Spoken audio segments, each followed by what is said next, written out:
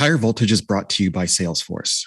Today's higher ed marketers face new challenges and must expand beyond traditional tactics to engage their many audiences. Learn how Salesforce empowers institutions of all sizes to unify first-party data, build and measure targeted campaigns, and deliver personalized messaging across channels. Visit salesforce.org to learn about how Salesforce can help your college or university achieve its goals.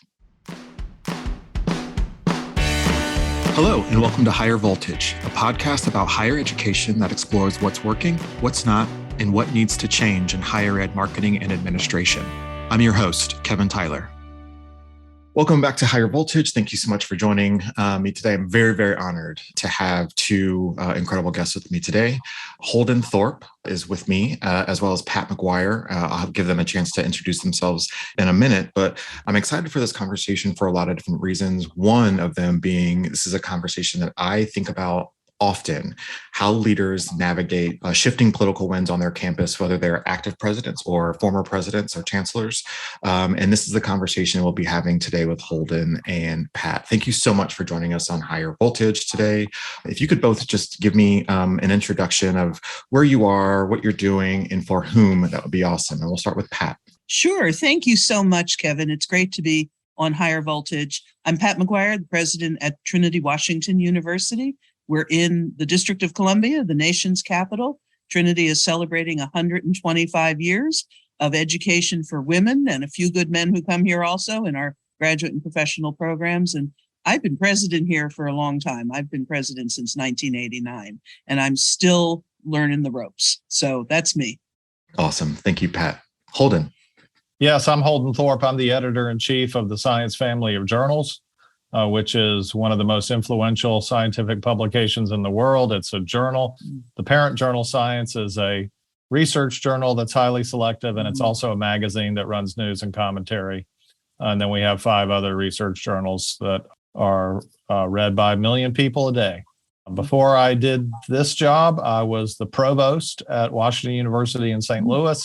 And before that, I was the chancellor at the University of North Carolina at Chapel Hill. So I've had a lot of adventures in these topics and learned a few things along the way, and happy to share those if it helps your listeners. I'm sure that it will. I appreciate you both giving those brief introductions.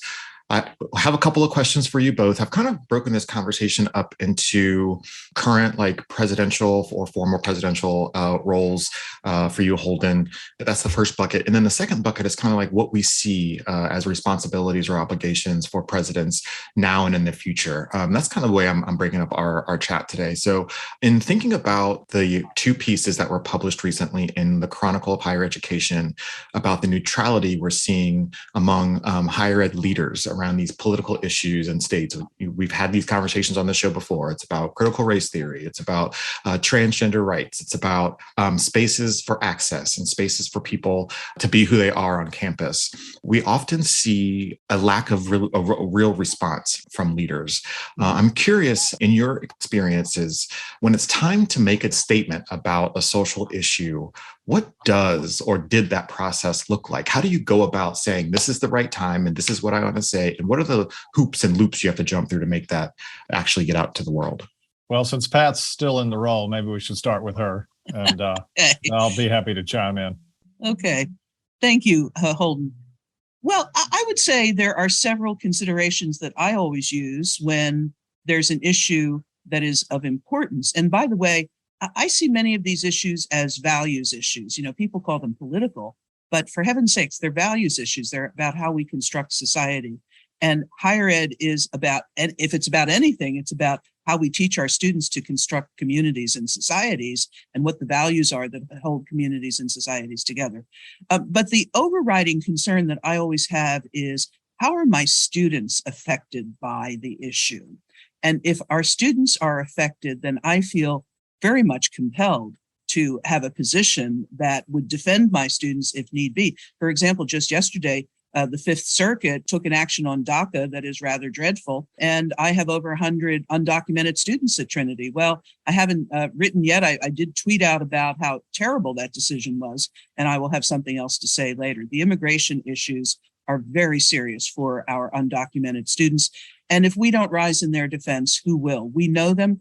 They're terrific. They are productive. They're excellent students. They're going to be excellent members of their community. So that's one. Another one is critical race theory. I mean, what is happening about critical race theory right now is absolutely appalling in this nation that for 230 years has been struggling with these issues of racial justice, has not solved this issue. And if higher ed is not willing to speak out and defend our right and our need to teach about racial justice, where else will the world have that discussion if not on a college campus?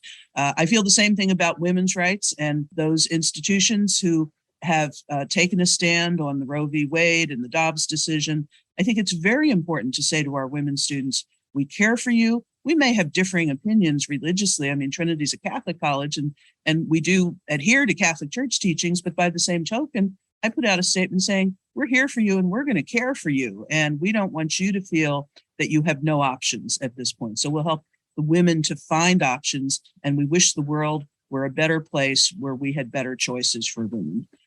There's many ways to nuance what you say about an issue. And I think not speaking about an issue is a cop-out. And I feel presidents who will not speak out about issues because they say, well, other people will mind it or something. That's just a cop-out. If we don't lead on issues, then what is our leadership about? So that's how I make my judgments.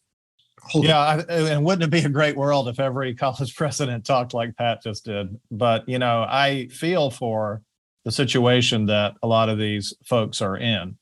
And I kind of learned my approach to this the hard way because, I started off, I had a few of these where I did okay at the beginning, kind of through dumb luck, and just so happened that I blurted things out that I ended up getting away with. But, I had a big one, of course, just to get the elephant out of the room if anybody's punching me up on the internet right now, because I was at UNC when, a very large scandal in athletics was revealed. I'm basically the person who found it and told the world about it.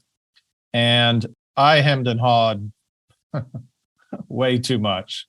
The truth is that my deep down feelings were that college sports is a hypocritical undertaking that exploits young men and women, but mostly young men of color, and that there's a lot to be ashamed of there. And most of the things that went wrong at the University of North Carolina were because people were in denial about it and covering it up. And, there was just so much doublespeak and what have you. Well, of course, the boosters and the people on my board didn't want me to say all those things, as you can imagine. And so I spun around in circles and it ate me alive. I was lucky I survived. And I decided if I was going to keep going in this line of work, that I was just going to say what I thought, because in addition to what Pat is saying about, how does this affect the campus? Because if you're the leader of the campus is what's important. Yeah, all these external people need to be taken care of, but you can go find another campus to run if you want to, especially right now with so many openings. But, so number one, for sure, I agree with Pat that it's the campus. But the second is that the inauthenticity now can affect some people less than it affected me, but it affects everyone. And when you get up and say things that you don't believe, or you deny talking about something when you have a strong view about it, that's not good for your soul. And you can see that on the faces of these friends of mine that I used to work with. I mean, I see it. I can see it when they get the look. And I vowed I was never going to get the look again. But that also came with me getting enough maturity and experience to realize that I could go do these things somewhere else if I had to, and that I was better off just doing what was good for the campus and good for me. I think those are really great ways to assess how necessary it is to enter a conversation. And one of the things that from the piece you wrote, Pat, that has stuck with me, and I've shared both of your articles with my colleagues and really anyone else who will listen to me, because I think they're so powerful and so timely and so important for what we're seeing right now. But one of the things that stuck with me from your piece, Pat, was that we can't be leaders if we're blowing an uncertain trumpet, which I thought was just a powerful, powerful phrase. And I'm curious how, on a campus with so many competing priorities, how do you make your statement? Like how do you, like, if you know what your alumni are thinking, you know what your staff and faculty and all these other people that are super important to the culture of the place, how do you know when it's right or that you're saying the right thing? Is it the students? What does it look like? Well, first of all, you have to have enough political smarts that you've got antennae up and you know how far you can go, you know who's important and so forth. But you also have to have a well-honed internal sense of your own values and where your walkaway points are if you can express yourself. I'm always amazed. I have presidents call me saying, how do you get away with saying that? And I'm like, oh my God, you have to call me to say that to me? Shame on you. If you have to say that, we can all bag groceries at the grocery store. We can flip burgers at McDonald's. We can make a living if we're going to get fired for speaking our minds. And for heaven's sakes, if we cannot model free speech, and I've written on this in other places, presidents have free speech too. I mean, if I'm going to defend the academic freedom and the freedom of speech of my faculty and free speech of my students, I need to model that, and I'm not modeling it if I'm self-censoring. Now, that doesn't mean that you go off on a reckless, tirade about something that maybe is inconsequential or not germane to the life of the university. It does mean, however, that you have enough chutzpah, enough courage, whatever it is, to say, well, I'm going to say this thing and maybe I'll take some flack for it, but I need to say it. And it's very important to say it. So I had an example a couple years back. One of our famous alums is Kellyanne Conway. And a lot of my alums were writing to me saying, when are you going to speak out about her? And not in a positive way. And I said, well, I've got to respect everybody. She's got a position. Well, that was all well and good until she came up with alternative facts. Well, we're about truth. We're about truth telling. We have an honor code. We're trying to teach our students about truth. So I wrote a blog about alternative facts, and it was in the context of the immigration issues, actually. It was right around the time of the Muslim ban and some of the other policies of the Trump administration. Well, the blog I wrote got picked up by the Washington Post, and suddenly what was sort of an internal discussion among ourselves, public but internal to Trinity, became, a national news item, if you will. And some people then, some alums called me who were fans of Kellyanne and said, how dare you criticize her in public? And I'm like, why wouldn't I criticize her in public? She's not representing the values of our institution. I'm not saying that because she's a Republican, that it's not about politics. It's about the moral value of truth telling, which we proclaim all the time. We hold our students to a high standard and so forth. So, understanding when the issue is really purely political, and then understanding that many issues that people say are political are not political. They really are moral values you have to speak to. I'm fortunate at Trinity. We're a pretty progressive institution. We have social justice at the core of our mission. I have a board that's very supportive, and that is certainly helpful. My heart goes out to my brother and sister presidents in public institutions, because I think that's a lot more complicated when you're trying to protect your institution from blowback, because I realize that sometimes blowback could be financially harmful, and we are fiduciaries, so we have to be protective of the purse, but that can't make all the decisions for us. The prudence means you weigh all of the factors and then you pick your way carefully through the minefield. To say that you're not going to go into the minefield says you shouldn't be a president. If you're that afraid of making a mistake or getting criticized, then you have to really question whether you can be a president. We're not concierges. We're not here just to make everybody happy. That is impossible. We have to pick and choose our battles. And sometimes we have to put on the armor and mount the horse and go into battle. And yeah, there will be criticism. Well, bring it. If it's the right case, then we should not be afraid of that. Right. And I think that a lot of what Pat is saying comes with experience. So particularly for the people who are first starting out, and certainly I was in this category when I was 43 years old and in charge of an enormous university. A lot of people who end up in that situation don't realize that when you take a job like that, you're putting your job on the line every single day. Mm-hmm. If you don't feel like putting your job on the line every day, then go do something else, because these are jobs where If you're worried about getting fired, you basically can't do the job because you spend so much time worrying about that, you wouldn't be able to do anything else. Yeah. And, having gotten myself in that spin once and then seeing what it was like when I wasn't in that situation, it's amazing how much more work I could do when I wasn't spending all my time worrying about that. Mm-hmm. So the people that are connected to me that go off and do the best at this are the ones who say, it's one day at a time. I'm going to do the best I can and be myself. I really appreciate the points that you both raised there. I want to go back to Pat's point around the consideration of values here. As a person who works in marketing and branding for higher ed, I am a firm believer that the brand that is communicated about an institution is not just to recruit students, it's also to recruit leadership and staff and faculty, et cetera. And who we are as an institution, we want to attract the same people who kind of believe in what we believe. And I think your point about values is a very important one. And I'm glad that you raised that, because from the piece that you wrote, Holden, there was a passage that really stuck with me there, and that was about knowing what we know to be true. And can that ever be politicized, or can we ever be neutral about things we know? So the passage is, we know gun control laws save lives. We know that climate mitigation is desperately needed. We know that gender affirming care promotes positive mental health. We know these things because we can measure them. Can we be neutral about things that we can observe? And I think that is so powerful. And so we have these conversations on campuses across the country because of state politics, because of whatever else, that is starting to call into question what we know to be actually true. And then presidents have to kind of navigate this or thread like a million needles that are impossible to thread in order to, I always joke that the role of a president feels like a never-ending political campaign because you're just trying to please everyone.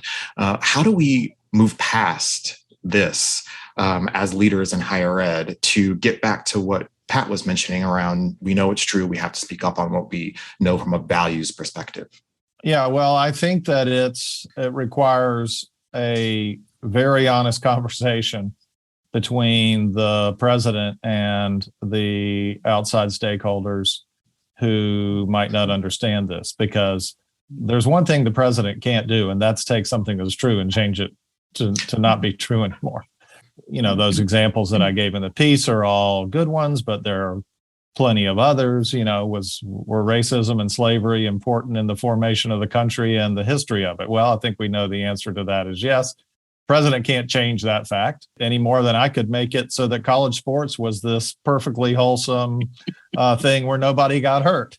Lord knows I tried to do that. And so it takes the Constitution and the ability to explain that to people who disagree with you. That's what leadership is. Leadership is not saying, oh, I can come up with a way where everybody's happy on this. It's going to the people who believe something isn't true and saying, I'm really sorry, I know this is really hard for you, but here's what we know, or here's the real reason why people reject this. We've seen this in the history of science, from the Scopes trial to tobacco, acid rain, climate change, COVID, the nature of what race is. All of these things have objective answers, but those objective answers conflict with the ideology of a lot of people. And rather than saying, well, this conflicts with my ideology, what those people like to do is say, well, this thing that you believe is true isn't actually true.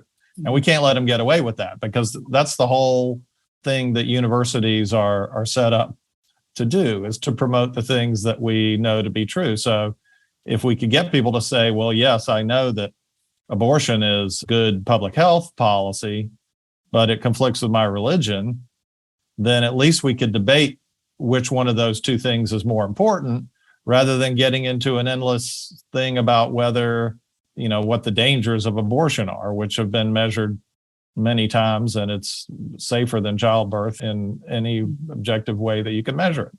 And, I think, so how each institution solves that, has to be kind of a one-off thing. It worked really well for me when I was at Washington University. I was the provost, not the chancellor.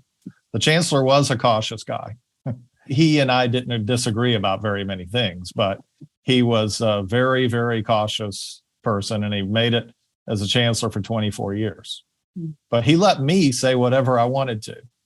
All right. And that helped keep the campus where we needed them to be with us. And when the board went to him and said, what's this Thorp guy talking about? He could say, well, the campus loves him and he does a great job running things. And, he's got my support. And that worked for us. And we have plenty of conservative trustees who disagreed with a lot of things in campus politics.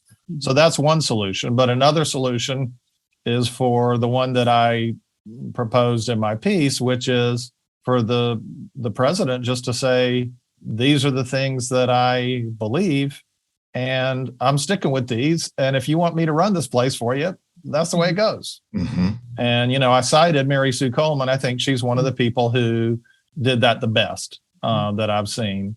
And certainly she has plenty of conservative stakeholders up there in Michigan. Totally.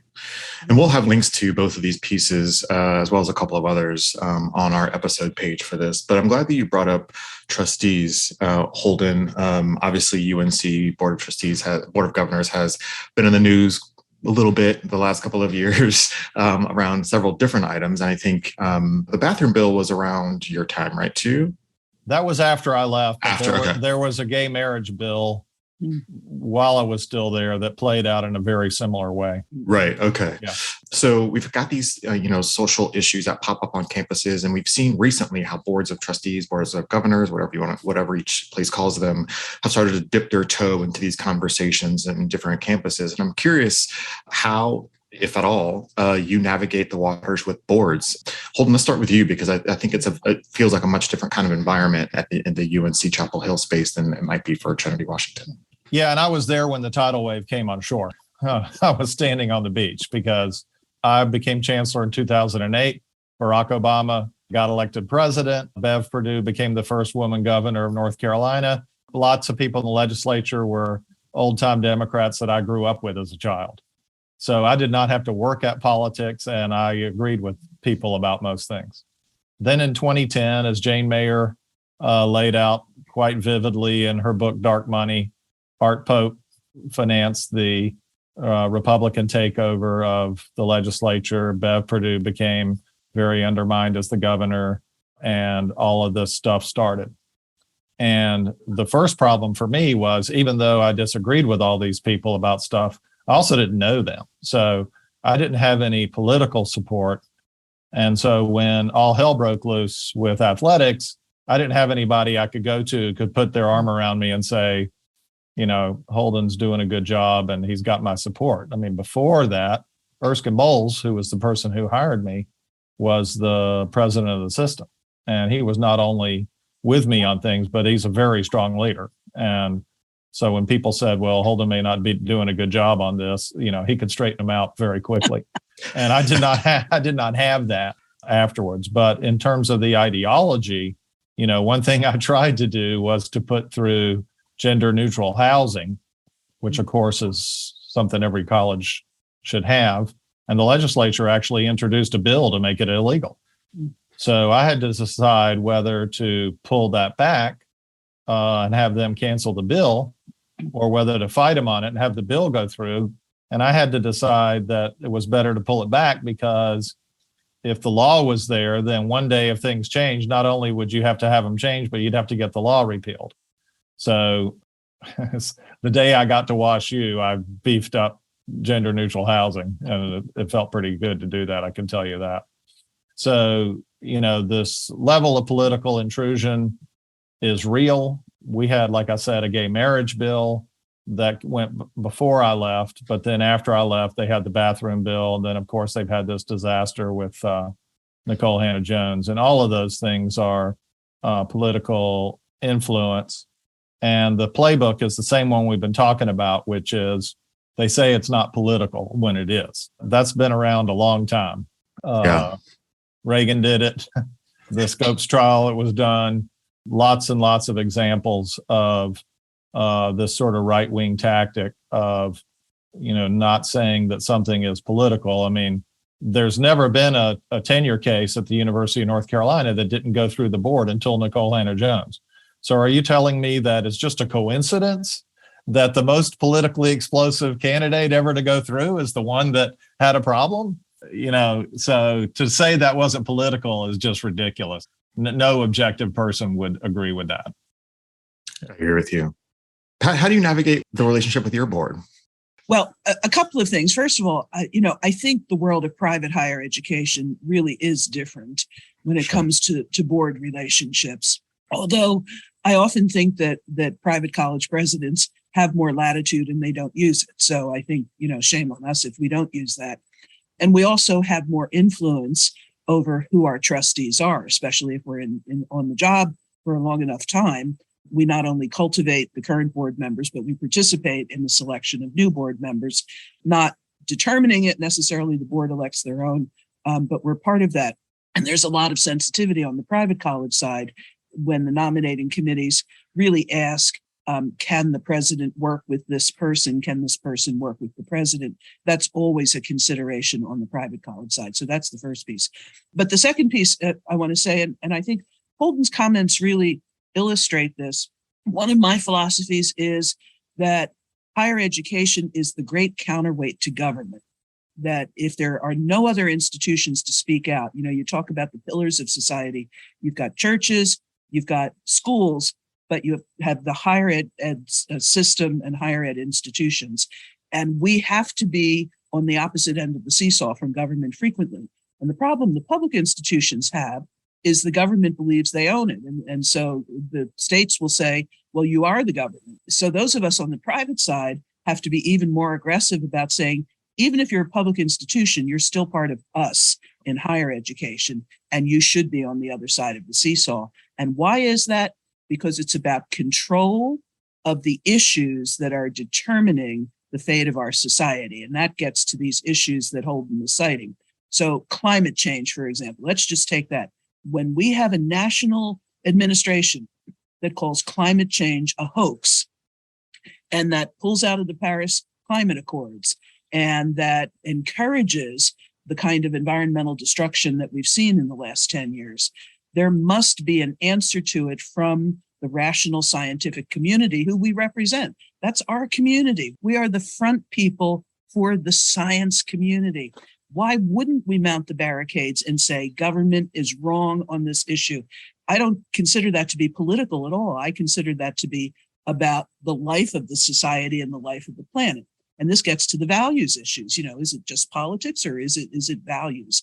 The same thing can be said for a number of the other issues. It's about life and human dignity. So these issues about whether it's transgender bathrooms or gender neutral housing or the rights of women and, the right to choose and so forth.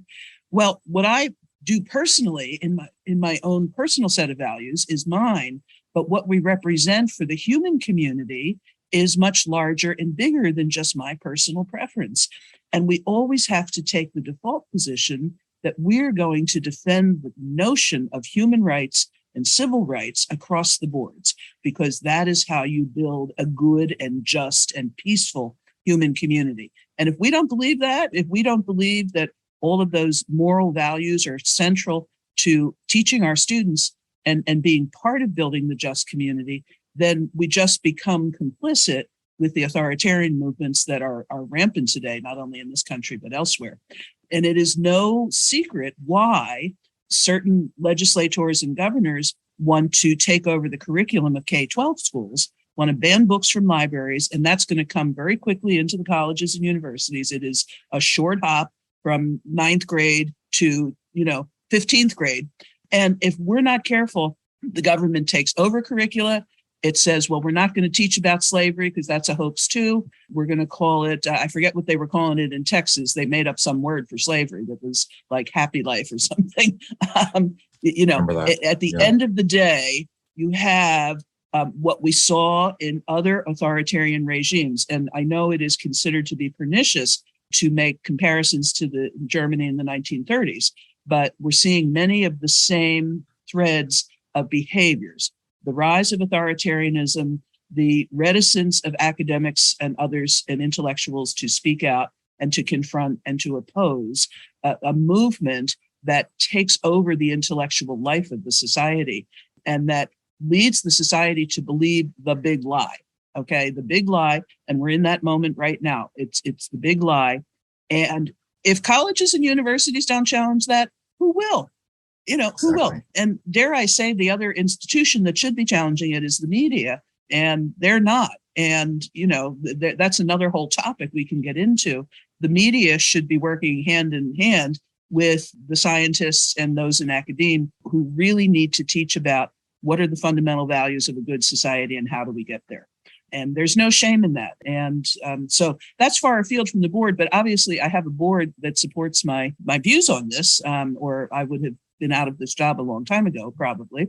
But I mean, some of my trustees will say to me, gosh, I read that what you wrote, I never saw it that way, and this is the other side of working with boards. We presidents were teachers. We're teachers of our students, of our faculty, but we also have to teach our board what this business is about. The business is not just about making itself glamorous and rich. And so this is the other side of this discussion. And it drives me crazy. We've just been through the usual frenzy, the September frenzy about rankings. It happens every September. It's like the leaves turning color. There are presidents who get financially rewarded for moving up in the ranks. We know that. There are institutions that make it part of their strategic plan to move up in the rankings. And yet everybody knows, objectively speaking, that the rankings do not measure any kind of quality in education. They measure wealth and status and prestige. We know that. It is objectively verifiable, but we default to that. And it's the same kind of default position that defaults to building the athletic machine, because what we're really focused on is getting to the Final Four or the BCS. And we're not focusing on the health and welfare of these young people who are the players, who are at such risk of exploitation. So, I mean, I can go on about that, but it's about how do we teach our boards what the values are? How do we stand up for those values and give voice to it in the public square? And are we willing to take the criticism that comes with it?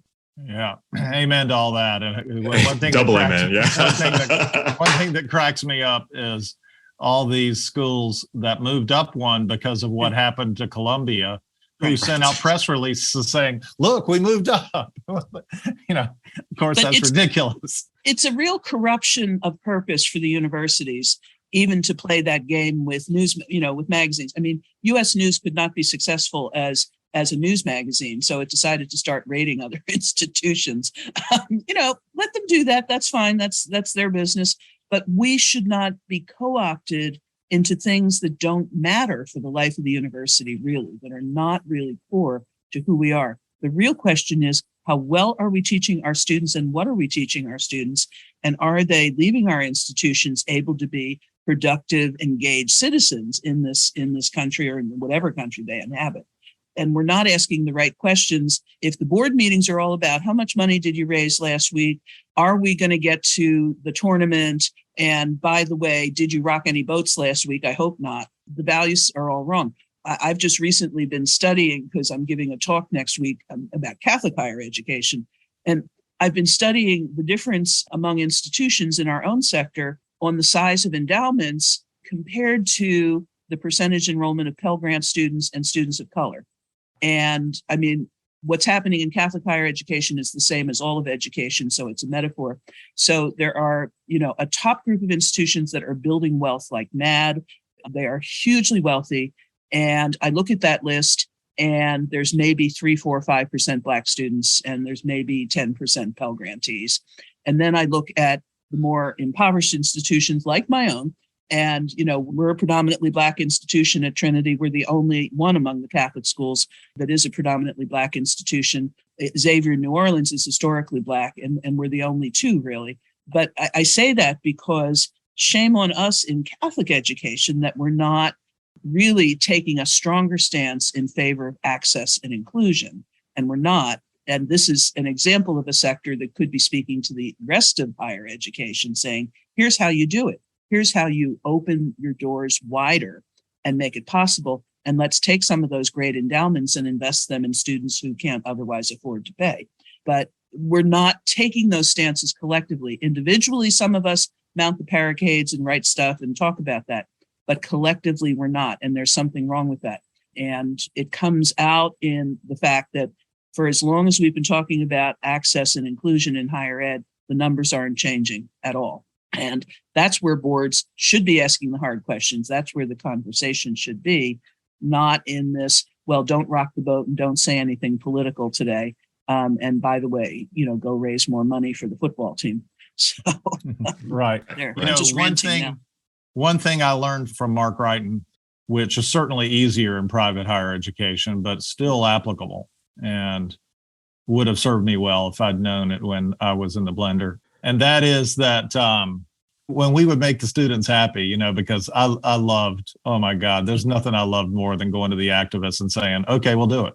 Yeah. So one time we were doing this, and I can't even remember what it was about, but I had cooked up all the spreadsheets and everything, and made sure that we knew we could afford what we were doing, and I'd worked out all the details. And he and I went and met with the activists, and blew their minds, because we said, okay, we'll do all this.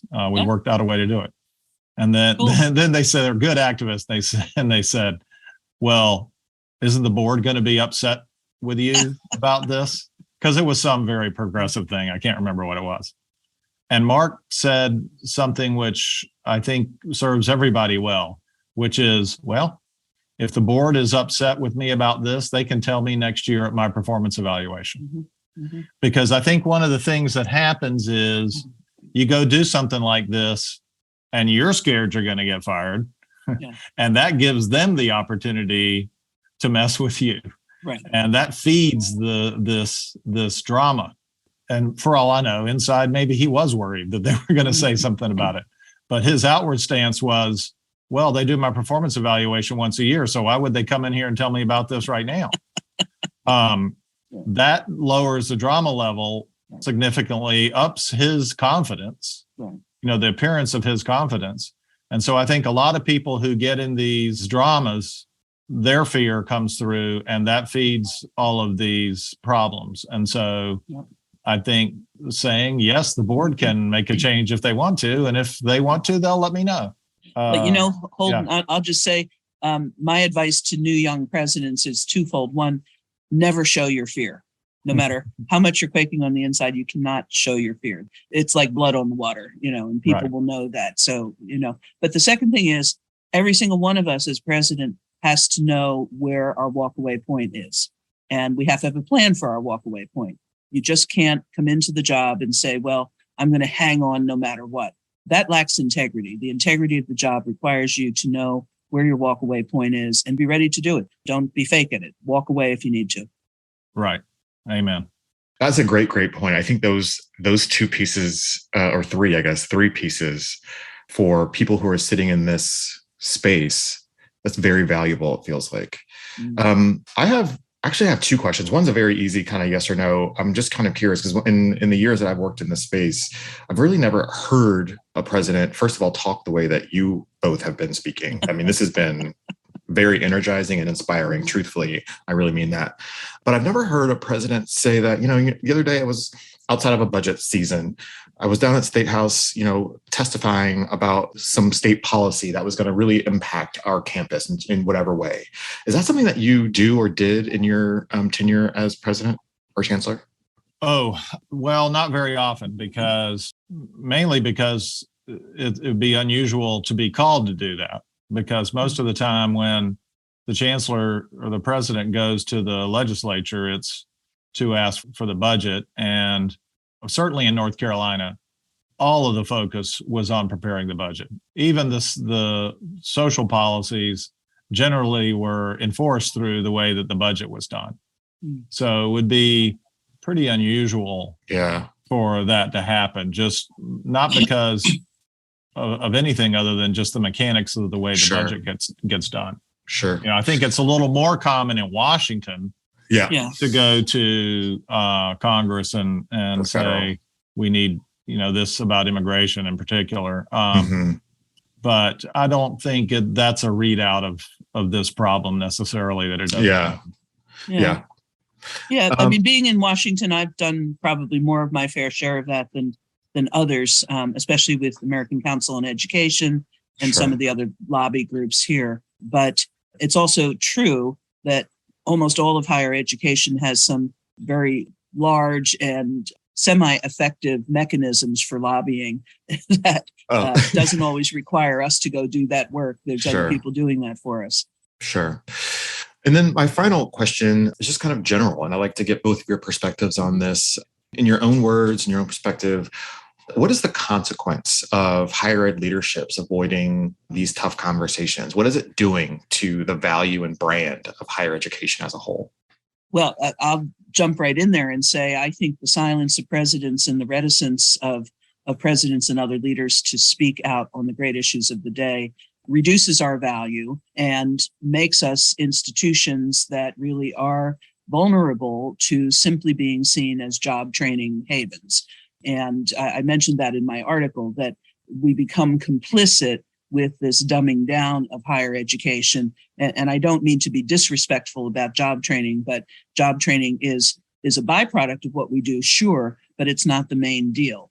And if we don't talk about the big ideas and the big values and stand up for them, then people just assume that we're all about producing the next generation of business people or nurses or specialists, and that we don't really do much else or contribute much else to the society in which we live. And that, I think, is a great loss for higher education. It's part of what makes us vulnerable to this then ongoing discussion about the worth of college, because that whole discussion is around jobs and salaries. It's not about values and the kind of persons we build and develop.